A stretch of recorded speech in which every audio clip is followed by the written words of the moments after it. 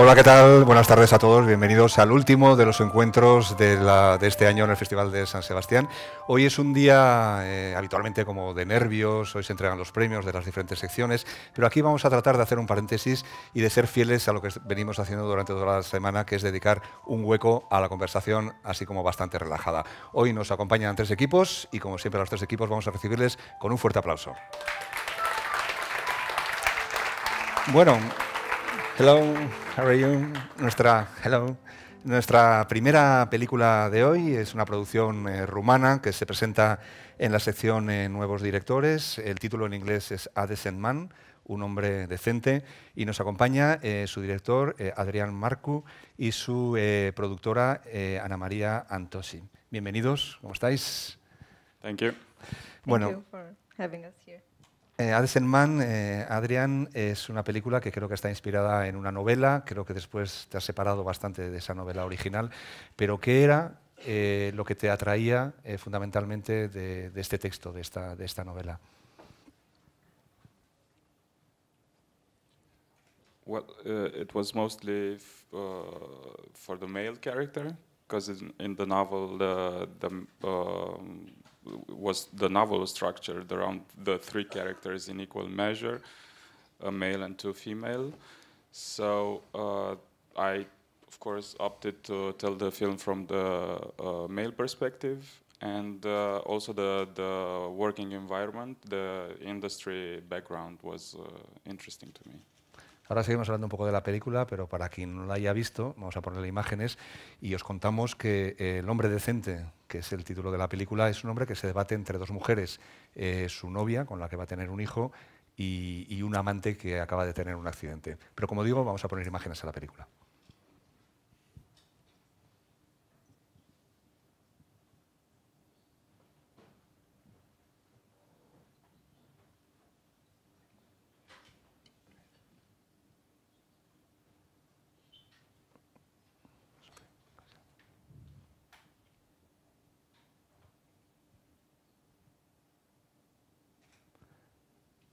Bueno, ahí veíamos las imágenes, la película no es muda, ha habido un fallo, algún pequeño fallo técnico.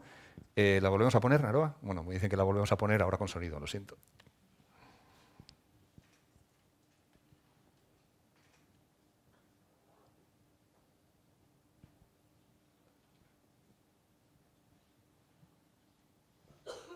Bueno, se nos ha quedado ahí atrapada la imagen. Bueno, seguimos charlando y luego cuando tengamos las imágenes me lo dicen y lo volvemos a poner. Decías que te interesaba también mucho todo el background de el entorno en el que trabaja el personaje, que es una plataforma petrolífera. Creo que hiciste una investigación, que antes de empezar a rodar la película visitaste todo este entorno para poder documentarte, ¿no? Esto es muy importante para ti, el dar un aspecto como de documental o que esté inspirada en una realidad tangible.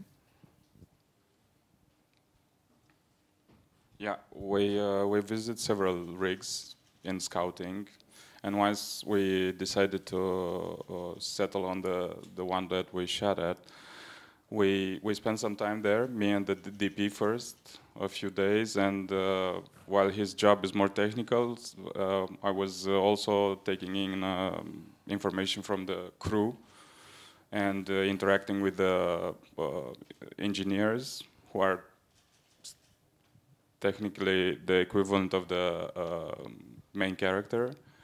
So they were really welcoming, and we had a good interaction. And throughout the shooting also, everything went well, because they were actually working. It was a functional drilling installation, so we had to move around them. But everything went well, and the interest for the special type of industry came from the fact that they live like nomads. They don't settle just for like a year maybe, but then they move around. They don't have they move with the rig where the contracts call them, and they do have a special type of pressure on their social life. So that's what informed the background of the main character. Bueno, parece que ahora tenemos las imágenes y que las tenemos además con sonido. Sorry. No problem.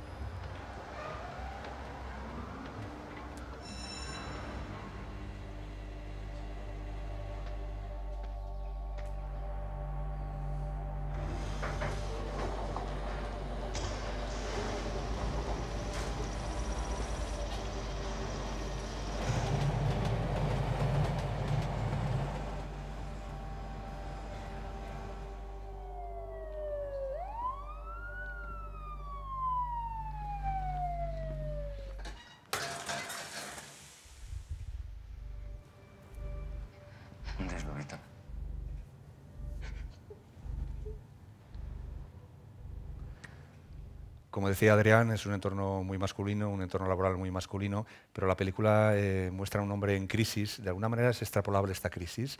¿Es la crisis de la masculinidad tal y como la hemos conocido? It is, yeah, sure, because it's a mostly male crisis because we chose to tell the story from the male perspective. We had some feedback at some point on the script that the female characters are also interesting, and of course they're equally interesting. So the thing is, at some point I chose the male perspective because it's closer to mine. So I identified with his point of view more. I'm more knowledgeable about that, so that's how we ended with one character as opposed to the novel who follows in equal measure the three characters. El protagonista de la película es el actor Bogdan Dumitrache. Es uno de los actores rumanos más relevantes y más conocidos fuera de Rumanía. De hecho, el año pasado ganó aquí el premio a Mejor Actor, la Concha de Plata a Mejor Actor. Tener a Bogdan en el reparto, la pregunta es para los dos, ¿facilita la producción de la película una vez que ya tiene su nombre en el reparto?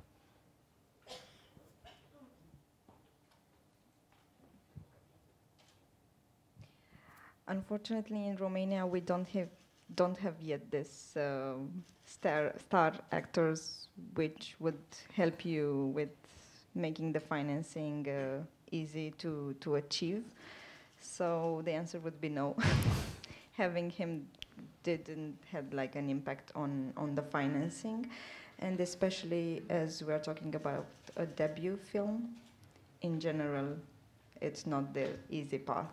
So it's difficult to finance, but yeah, we did it. It was quite low budget, but we managed to raise enough money to make the production. Bogdan, de alguna manera, lleva todo el peso de la película. ¿Cómo fue tu trabajo con él? Well, it's a small world, the Romanian cinema, so we knew each other from before. We haven't had work before, but we were acquainted, and we talked a bit before even starting the casting about the film. And he seemed to be the right fit, and all throughout the course of the production, we really didn't have any glitches. Actually, everything went well. We undershot by 2 days, so everything went well. Bueno, pues muchísimas gracias a los dos por estar con nosotros aquí hoy, por traernos esta película, como decía él, una película sobre una crisis, un personaje masculino, una película desde una perspectiva muy masculina, pero sobre problemas que afectan a todos, y la cual pues todo el mundo, sobre todo los espectadores masculinos de cierta edad, nos podemos identificar. Muchísimas gracias a los dos. Thank you.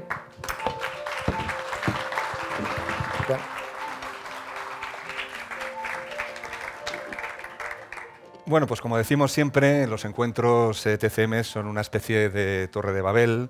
Venimos de Rumanía y llegamos a China para conocer también a un nuevo director. Se llama Kun Yan. Hello, gracias por venir. Él es el traductor, hello, que nos va a ayudar a entendernos con Kun Yan. Él presenta en la sección Nuevos Directores la película cuyo título en inglés es Breeze. Una película que también muestra a un hombre en crisis, en este caso un abuelo, un hombre maduro. ¿Por qué ha elegido este personaje? Y de alguna forma yo tengo la sensación de que es un personaje que habla también de una situación muy habitual en China, ¿no?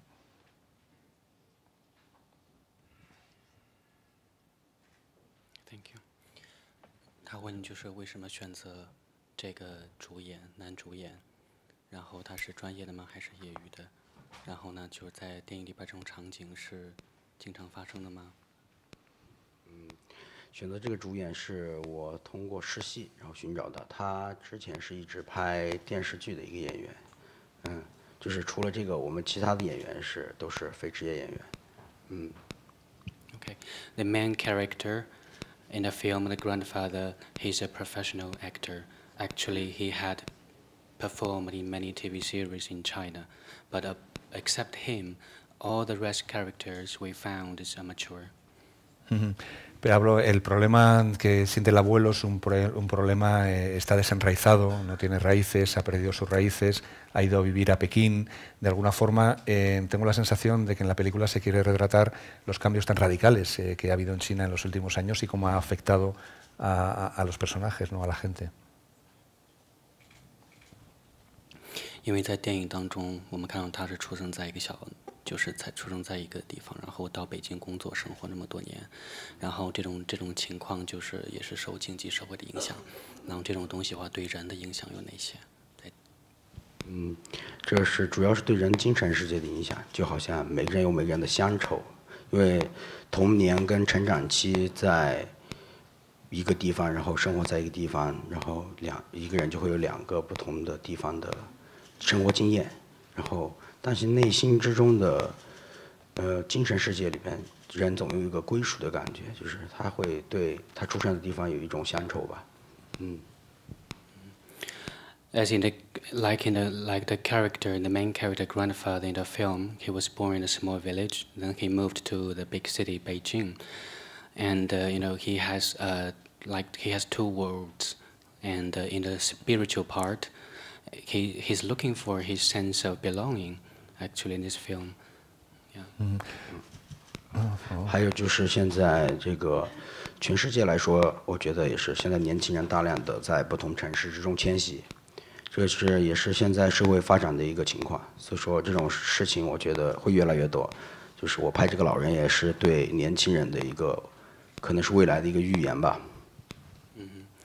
So one of the aims of this film is like to reflect like an omen for the young generation, because in China there are thousands of young generation like this. They were born in a small village, they moved to a bigger city to look for make a living, and it's happening in China, and so that's why we make this film and to ask them to think about it, this social problem that we have, and so this is one of the focus, one of the aims of this film.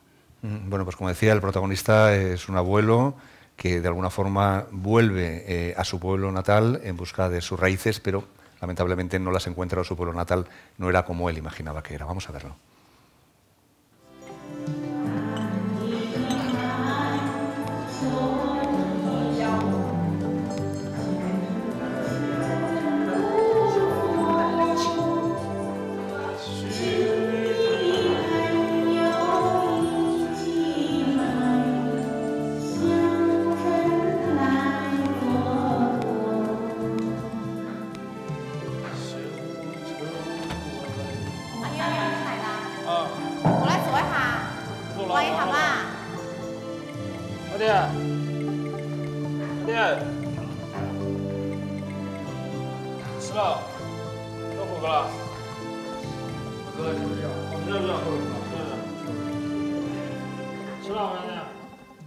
Bueno, además del abuelo, que es el personaje principal, hay otros personajes más secundarios, pero que yo creo que también son muy importantes en la película. Por ejemplo, el hijo y el matrimonio del hijo, ¿no?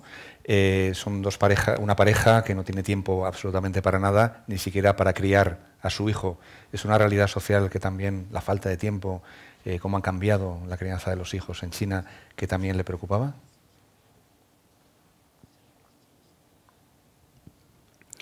在电影当中啊，就是除了这个主演以外，就其他演员，就包括这个父亲呢，包括其他家庭里面都有孩子。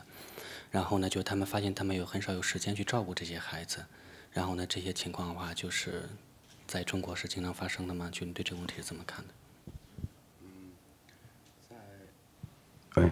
在不同的那个城市吧，就是像北京这种城市，然后经济飞速的发展，然后那个中年人的 生活工作压力会很大，就是会用很多的时间在工作上，可能会忽略到小孩子的教育。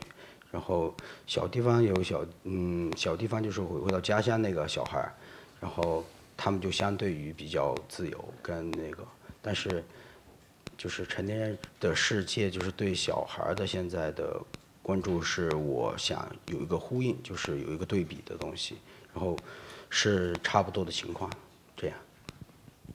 Yeah, it's happening in China. It's like in the film, you know, the senior citizen, the old people, or the father and the mother in China are working very hard, and actually sometimes they are ignoring the education of the kids. But relatively, like in a small town in Yunnan, in a small village, things are a little bit better, but still have the problem. The parents are working too hard. They have no time to, you know, to take care of the kids' education or something like that. But it's real. It's happening. Tengo la sensación que la película tiene dos estéticas diferentes, mucho más fría en la parte de la película que transcurre en Beijing y más cálida toda la decoración, la iluminación en la parte que transcurre en Yunnan, en el pueblo. ¿Fue esto premeditado, me imagino?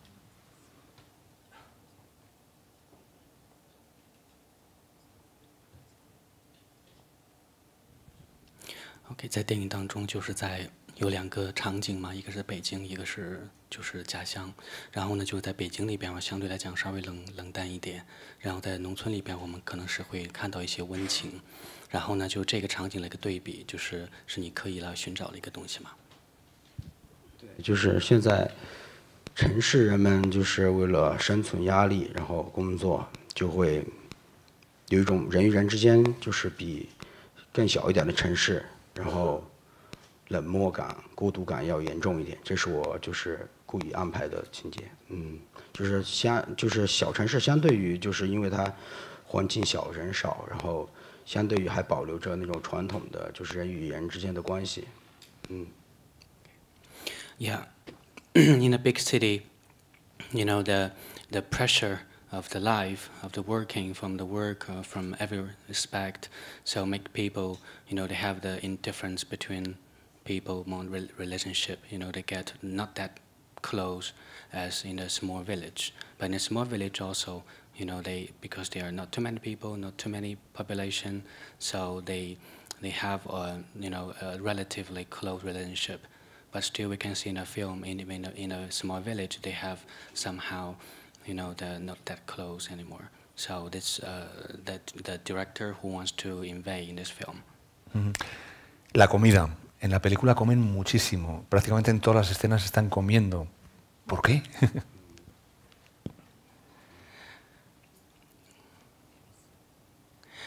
电影当中有很多就在吃饭的场景，他们为什么一直在吃？我觉得吃饭对人是一个很重要的事情，而且我是有想在用这种吃饭，然后一是表达那个食物的味道是人比较记忆中最强烈的味道，就是对家乡它就是有食物的味道；二是想表达人的欲望，通过这种来隐喻人的欲望的东西。But food, it's a basic thing for each human being. Also in this film, the food is a reflection of the desire of human being. Also, you know, for the people who live, who have abandoned their life, their village life, and moved to a new place. So for the food, you know, when they think about the food, they think about their hometown. Muy interesante. Pues muchísimas gracias por traernos esta aproximación a los cambios que está viviendo China en los últimos años a través de este fabuloso personaje de este abuelo, que la verdad es que es maravilloso. Muchísimas gracias. A ti, muchas gracias.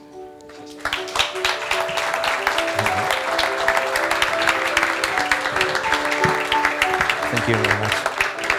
Bueno, y hoy terminamos nuestro encuentro de hoy y esta tanda de encuentros de la presente edición del Festival de Cine con Jaime Rosales. Hola Jaime, ¿cómo estás? Encantado de que vengas aquí y encantado de que clausures los encuentros. Bueno, a Jaime Rosales seguro que lo conocéis sus películas también.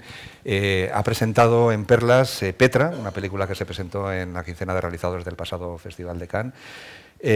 Jaime, yo tengo la sensación de que Petra de alguna forma es un punto de inflexión en tu carrera. Digamos que es la película quizás menos experimental de las que has hecho hasta ahora y la más parecida a un cine narrativo más convencional. No sé si esto de alguna forma es algo premeditado.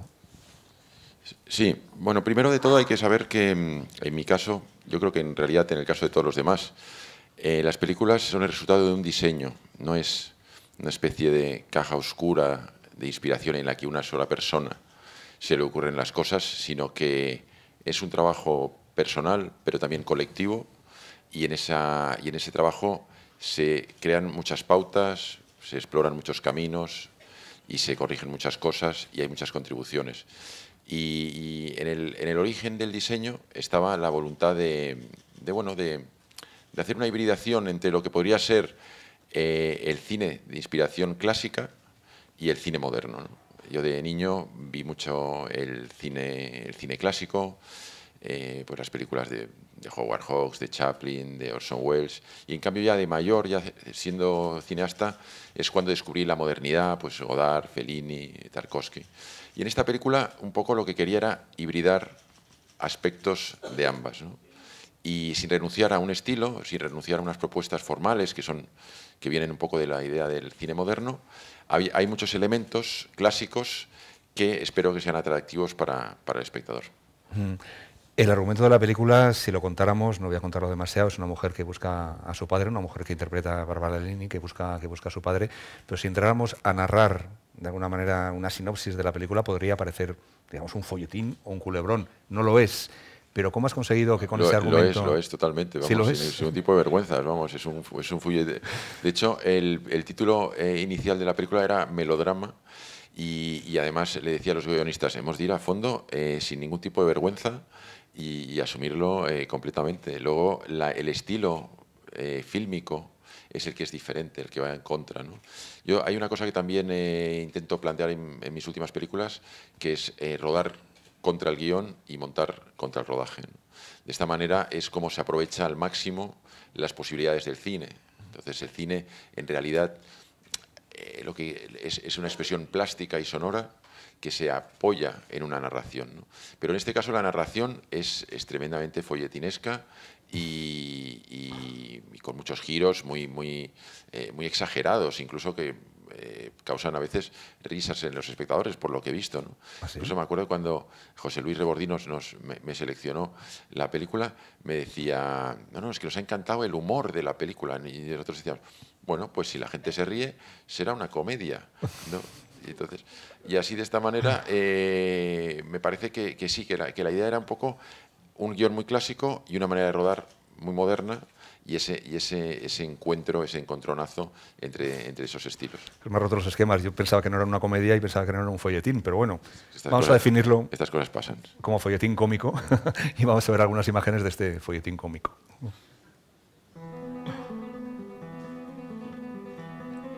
Bueno, no sé si te habían dicho, voy a estar unas semanas aquí haciendo una residencia artística con Jaume. Tú eres la mujer de Jaume, ¿no? Sí. Yo creo que con Jaume no se puede aprender nada. ¿Qué opinas de mí? ¿Como artista? Como persona. ¿Tu padre cómo es? Bueno, es complejo. Es alguien que puede ser encantador, como puede ser muy perverso, muy cruel. Cruel. Sí. Creo que te tendría que ir de aquí. Bueno, pues Bárbara Leni va a hacer una residencia con este artista que es malvado, uno de los personajes más malvados que he visto yo últimamente en el cine. Sí, ¿no? Hay una parte que vamos, más allá de que la estructura se basa en una tragedia griega y entonces la tragedia griega admite muchas interpretaciones, sí que había esa idea del personaje malo, malísimo, de la exploración de la maldad, y al final un poco mi tesis, que está en una sola escena y que vertebra un poco toda la película, es que el personaje de Jaume es malo cuando hace algo, una maldad que es gratuita.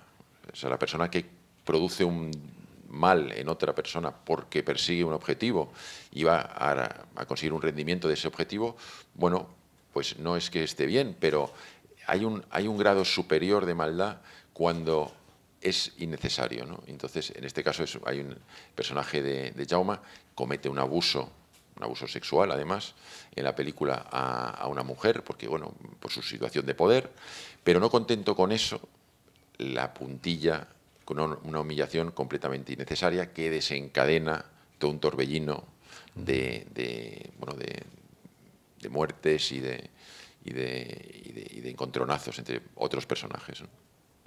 Has trabajado con bueno, actrices ya, Bárbara Leni, Marisa Paredes, pero Joan Botey es quien interpreta a este Jaume. Joan Botey es artista, es creo el creador de los cuadros que aparecen en la película y creo que también es el dueño de la masía en donde rodasteis, ¿no? ¿Cómo llegó Joan Botey a la película? ¿O cómo llegaste tú a él? Pues sí, efectivamente fue bastante misterioso. Hicimos un casting de actores y de medio naturales y de cantantes, un poco una cosa así también extraña, pero no llegué a nada satisfactorio y un día, pues estamos en una de las visitas en la localización, preparando la película, y le dije a mi productora, Bárbara Díez, digo, oye, ¿y si Joan Botey, el dueño de la finca, interpretara al personaje, te lo creerías? Dice, sí, yo creo que sí. Y entonces le hice una prueba y esa prueba resultó buena. Luego hubo mucho trabajo de ensayo, fue un trabajo difícil porque lo que es muy fácil para un natural es muy difícil para un profesional y al revés, ¿no? Entonces, para Joan Botey tenía mucha naturalidad, como despliega en la película, pero le costaba mucho ser malo, malísimo, porque decía, pero yo es que esto no lo haría. Y digo, no, ya, pero entonces le tenía que buscar estratagemas, como decir, oye, ¿tú te acuerdas cuando en el colegio hacíais un debate y defendías un punto de vista y luego te tocaba cambiar y a defender el otro? Ah, sí, lo entiendo. Pues hay que hacer esto. Aunque tú no hicieras esto, a ver cómo que lo harías. Y entonces por ahí iba, ¿no? En cambio con Marisa fue un trabajo también muy intenso, muy difícil, porque ella, que es una actriz clásica, una persona que en realidad ha construido todo un personaje como actriz que atraviesa todos los personajes que interpreta. Yo quería extraer eso, quería limpiar eso, y era un trabajo de mucha intensidad, ¿no? Y la verdad es que le agradezco mucho todo ese esfuerzo y todas esas lágrimas derramadas los dos juntos para lograr el resultado. Oye, ¿convivisteis ahí en la zona? Porque me imagino buena parte del rodaje es en esta masía, no sé cómo fue el rodaje, si convivisteis allí y eso ayudó también. No, eso no. Eso la verdad es que estábamos en un hotel, era en ese sentido un rodaje profesional, cada uno en su hotel, cada uno realmente en su habitación, no había ningún tipo de situaciones. No había folletines. No había folletines en el rodaje, o por lo menos no los que yo me enteré, porque cuando estoy... Luego es muy curioso en los rodajes. Cuando he acabado el rodaje me entero que muchísima gente se ha liado entre ellos. Yo creo que estoy ahí pensando en cómo hay que poner la cámara, no me entero de nada. Y en realidad la gente va a los rodajes a ligar, claro. Es muchísimo más importante ir a ligar que a rodar. Yo como encima me espanta rodar, me espanta hacer películas, lo único que me divierte... ¿Te espanta hacer películas y te espanta rodar, me dices? Sí. ¿Y por qué ruedas? No lo sé, porque me gusta mucho la promoción, me gusta mucho el encuentro con el público, me gusta mucho que me hagan entrevistas, pero entonces tengo que hacer las películas, que es realmente agobiante y espantoso. Y tienes que soportar las inclemencias del tiempo, las inclemencias de las personas, las inclemencias de la técnica, todo es inclemente. Luego pues es divertido estar aquí y compartir y hablar de fútbol y hablar de otras cosas, de lo que haga falta, ¿no? Está jugando la Real, no sé si va ganando, ¿no? Bueno, volviendo a la película se estructura en episodios, una especie como de capítulos, que además son capítulos con una cartela que anuncia lo que va a ocurrir. Digamos, esto es el spoiler, el autospoiler, ¿no? Sí, eso también es un poco esa hibridación de la que hablaba, lo clásico y lo moderno, ¿no? Las cartelas se inspiran un poco al nivel literario del Quijote, sí, y el estilo de cómo se cuenta que se suicidó Teresa. Entonces, y además se anticipa realmente lo que va a ocurrir. Y a veces también juegan al trampantojo, ¿no? Hay alguna cartela que muestra más de lo que se supone y otras que esconden, ¿no? Y es un poco también ese juego que se establece con el espectador, ¿no? A mí me parece que el folletín, las peripecias, es algo de una tradición muy noble en la literatura, y precisamente el mismo Quijote está lleno de giros y de peripecias, y todo eso no le quita profundidad, sino todo lo contrario, ¿no? Entonces, aquí pues he asumido esas formas pues que vienen de la literatura, de la novela, del teatro, ¿no? Dices que es tu película, digamos, más convencional, pero sí que es un poco fiel a buena parte de tu estilo, ¿no? Por ejemplo, esa cámara que a menudo pues, no encuadra del todo bien, que te da la sensación de que estás mirando, que el espectador se está asomando a una realidad a la que no tendría que asomarse, tomas desde una puerta, desde una ventana. Yo a veces, viendo tus películas, tengo la sensación de eso, ¿no? De estar asomándome a algo que no debería ver, o no saber muy bien quién es el que está mirando, si soy yo o si la cámara representa a otro, ¿no? Sí, sí, es curioso que digas que es verdad que la cámara no encuadra bien, ¿no? Porque cuando hice mi primera película ya me pasaba eso, ya me pasaba que no encuadraba bien. Y un profesor que vino a ver un rodaje, pues más o menos, yo era un alumno bastante aplicado, iba a las clases, no solía fumar porros porque el tabaco siempre me molestaba y ese tipo de cosas. Y entonces iba a clase y luego animaba a la gente a que viera películas, a veces organizaba debates y era, pues bueno, pues mis profesores debían pensar que este chico acabaría, pues no sé, consiguiendo hacer películas. Y le mostré un montaje a un profesor mío en el primer montaje y efectivamente todo estaba mal encuadrado, el sonido no se oía, estaba todo fuera de campo y entonces él estaba horrorizado, yo veía que le caían las gotas de sudor. Y entonces luego dice, bueno, pero es que esto está todo mal, esto es un disparate, pero ¿qué has hecho? Y dice, a no ser que sea arte.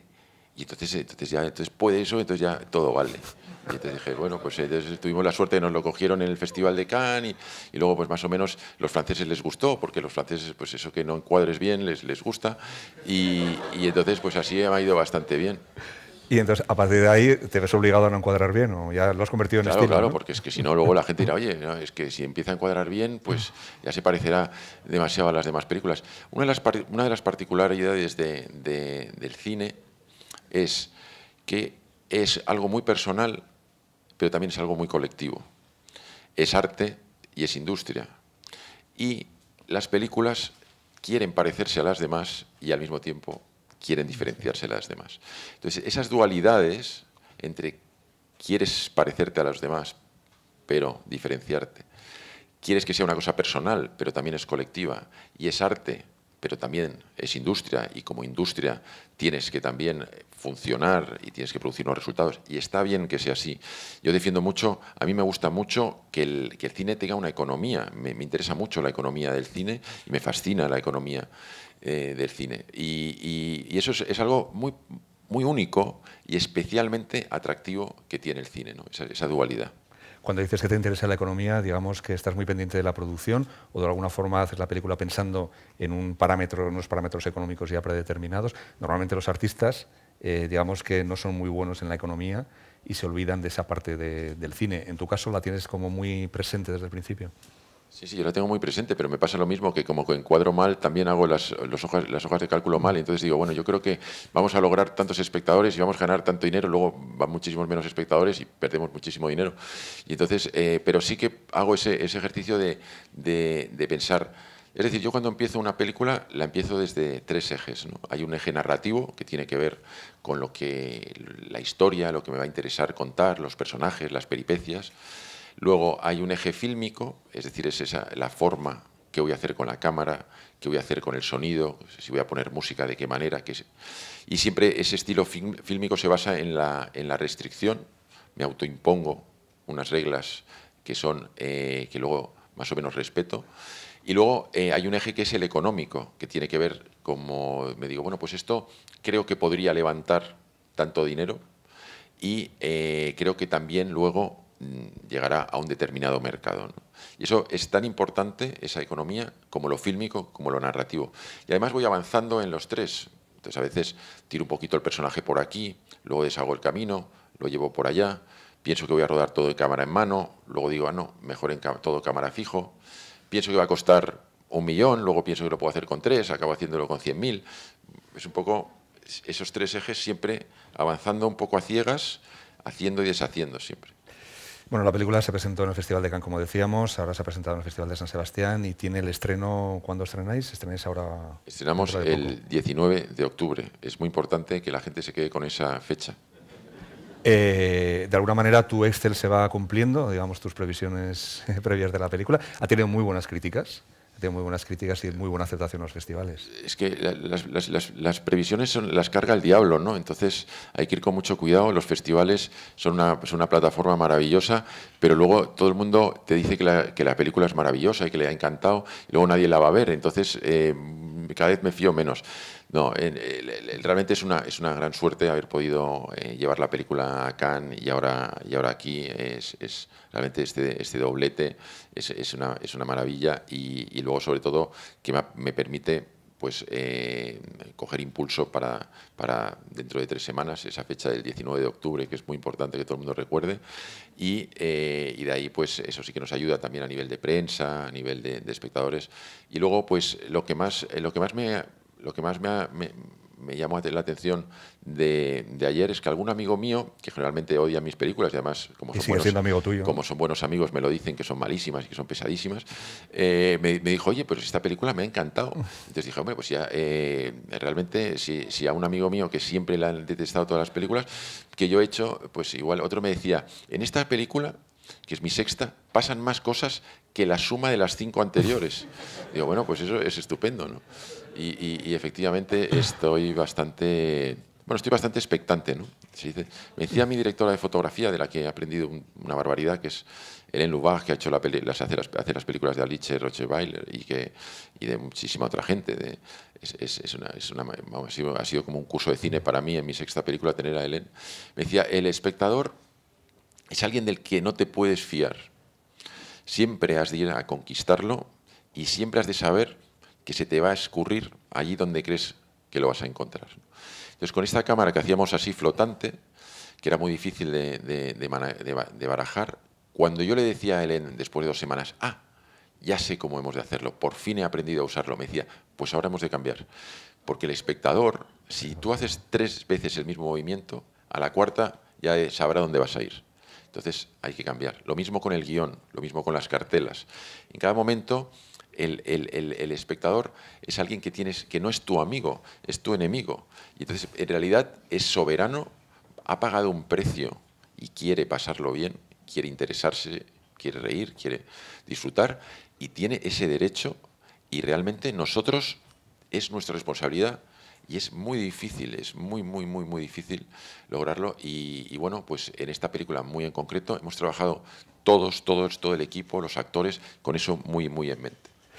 Bueno, Jaime, ha sido un placer. Normalmente aquí a la gente le digo que le veremos con su siguiente película, pero no hace falta que hagas ninguna película porque no te gusta para que vuelvas aquí a Los Encuentros, ¿vale? Otro año vienes sin película. La próxima intentaré que otro la haga, pero yo la firmo y entonces podré hacer la promoción sin pasar por el rodaje. Eso sí. Bueno, pues muchísimas gracias, Jaime, por este rato, por esta película. Insisto, apuntar la fecha. Y a todos vosotros, pues muchísimas gracias. Han sido unos encuentros fabulosos. La verdad es que lo hemos pasado bien. El cine no solo sirve para ver historias interesantes, sino también sirve para conocer gente. Y aquí, fundamentalmente, en los encuentros lo que hacemos es conocer gente y charlar con gente. Muchas gracias a todos los que participan en los encuentros. Juancho al piano, toda la producción, Aroa, toda la gente del teatro y el festival. Hay mucha gente detrás, trabajando no solo en el festival, sino trabajando en los encuentros. Y a todos vosotros, aquí y allí, que nada, que nos vemos el año que viene y que entre medio sigáis viendo película y mantened la pasión por el cine. Adiós, hasta el año que viene.